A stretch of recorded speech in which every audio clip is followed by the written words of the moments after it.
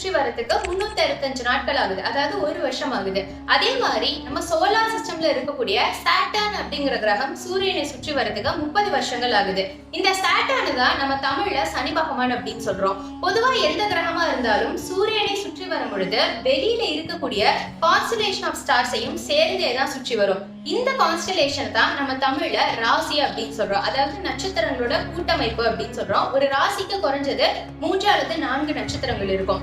இதனால அந்த கிரகம் சுற்றி வரும் பொழுது அதனுடைய தாக்கம் நிச்சயமா இந்த ராசி மேலேயும் பரவும். பொதுவா சனி பகவான் சுற்றி வரதுக்கு 30 வருஷங்கள் ஆகுது. மொத்தம் 12 ராசி இருக்கு. அதனால ஒரு ராசியையும் அது கடந்து போகிறதுக்கு கிட்டத்தட்ட 2.5 வருஷங்கள் ஆகும். உதாரணத்துக்கு நீங்க மேஷ ராசியை சேர்ந்தவங்களா இருக்கீங்கன்னா மீன ராசிய சனி பகவான் கடக்கக்கூடிய அந்த 2.5 வருஷம் அந்த தாக்கம் மேஷ ராசி மேலேயும் பரவும். இதத்தான் உங்க ராசிக்கு சனியினுடைய தொடக்கம் அப்படின்னு சொல்லுவாங்க. அடுத்ததா அந்த பகவான் நேரா மேஷ ராசிக்கு வரும் பொழுது 2.5 வருஷம் மேஷ ராசியை கடக்கிறதுக்கு ஏற்படும்.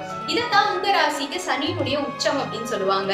அதை கடந்து அடுத்து சனி பகவான் ரிஷப ராசிக்கு போகும் பொழுது சனியினுடைய நீச்சம் அப்படின்னு சொல்லுவாங்க. கடைசி 2.5 வருஷம் ரொம்ப சனியினுடைய தாக்கம் குறைய ஆரம்பிக்கும்.